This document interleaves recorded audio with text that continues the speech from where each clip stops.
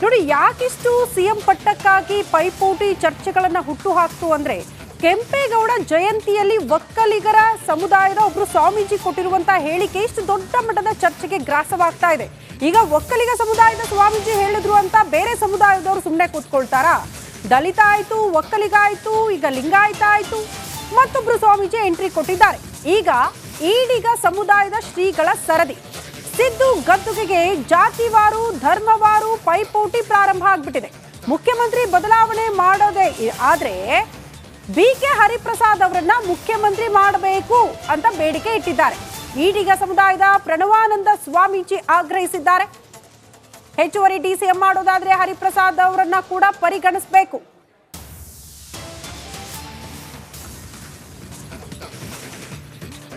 ಮುಖ್ಯಮಂತ್ರಿ ಏನಾದರೂ ಬದಲಾವಣೆ ಆಗ್ತೀನಿ ಅಂತಂದರೆ ಸನ್ಮಾನ್ಯ ಬಿಕೆ ಹರಿಪ್ರಸಾದ್ ಅವರನ್ನೇ ಮುಖ್ಯಮಂತ್ರಿಯಾಗಿ ಘೋಷಣೆ ಮಾಡಬೇಕು ಅಂತಕ್ಕಂಥದ್ದು ಬ್ರಹ್ಮಶ್ರೀ ನಾರಾಯಣ ಗುರು ಶಕ್ತಿಪೀಠದ ಒತ್ತಾಯ ಮತ್ತು ರಾಜ್ಯದ ಈಡಿಗ ಬಿಲ್ಲವ ನಾಮಧಾರಿ ಸಮುದಾಯದ ಒತ್ತಾಯ.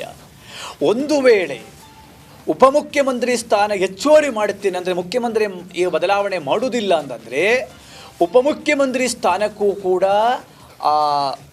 ಹರಿಪ್ರಸಾದ್ ಅವರನ್ನ ಪರಿಗಣಿಸಬೇಕು. KPCC ಅಧ್ಯಕ್ಷ ಸ್ಥಾನವೂ ಕೂಡ ಬದಲಾವಣೆ ಆಗ್ತೀನಿ ಅಂತ ಮಾಧ್ಯಮದ ಮೂಲಕ ಗೊತ್ತಾಗ್ತಾ ಇದೆ.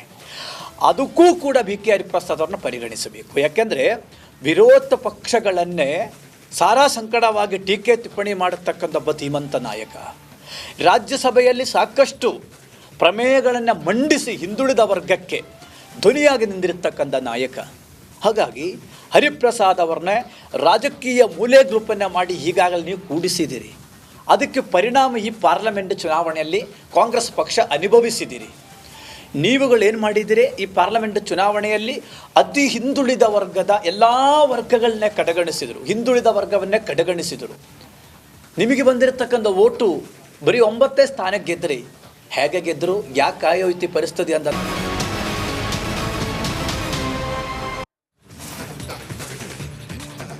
ಮತ್ತೊಂದು ಕಡೆ ಕಾಂಗ್ರೆಸ್ ಪಾಳ್ಯದ ಒಳಗಡೆ ಬಣ ಬಡಿದಾಟ ಸದ್ಯಕ್ಕೆ ನಿಲ್ಲೋ ಲಕ್ಷಣ ಕಾಣ್ತಾ ಇಲ್ಲ.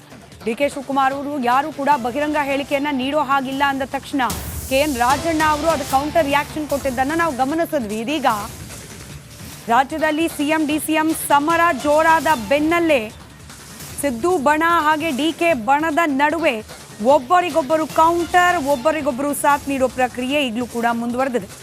ಹೆಚ್ಚುವರಿ DCM ಕೇಳಿದ್ರೆ ತಪ್ಪೇನು ಅಂತ ಹೇಳಿ ರಾಜಣ್ಣ ಅವರು ಹೇಳಿದರು. ಇದೀಗ ಅವರ ಪರವಾಗಿ ಮಾತನಾಡಿದ್ದಾರೆ MLC ಹರಿಪ್ರಸಾದ್. AICC ನಿರ್ಣಯ ಪಾಲನೆ ಆಗಬೇಕು, ಈ ಮಾತುಗಳನ್ನು ರಾಜಣ್ಣ ಹೇಳಿದ್ದಾರೆ. ಅದರಲ್ಲಿ ತಪ್ಪೇನಿದೆ ಅಂತ ರಾಜಣ್ಣ ಪರ BK ಹರಿಪ್ರಸಾದ್ ಬ್ಯಾಟ್ ಬೀಸಿದ್ದಾರೆ.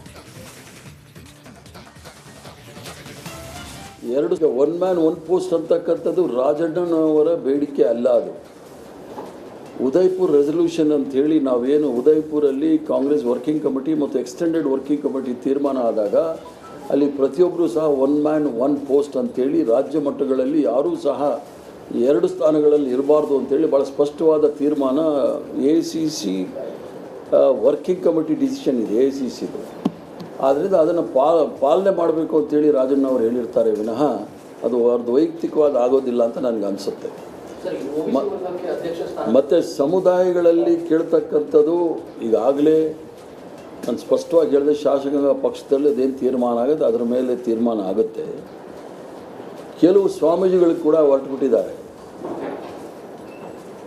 ಸಂವಿಧಾನ ಅಂತ ಬಂದಾಗ ಸರ್ವಧರ್ಮ ಸಮಭಾವ ಅಂಥೇಳಿ ಮಹಾತ್ಮ ಗಾಂಧಿ ಅವರು ಒಂದು ಕಡೆ ಹೇಳಿದಾಗ ಧರ್ಮ ನಿರಪೇಕ್ಷಿತ ಅಂಥೇಳಿ ಜವಾಹರ್ಲಾಲ್ ನೆಹರು ಅವರು ಹೇಳ್ತಾರೆ. ಅಂದರೆ ಧರ್ಮವನ್ನು ರಾಜಕೀಯವನ್ನು ಮಿಶ್ರಣ ಮಾಡಬೇಡಿ ಅಂಥೇಳಿ. ಧರ್ಮ ಮತ್ತು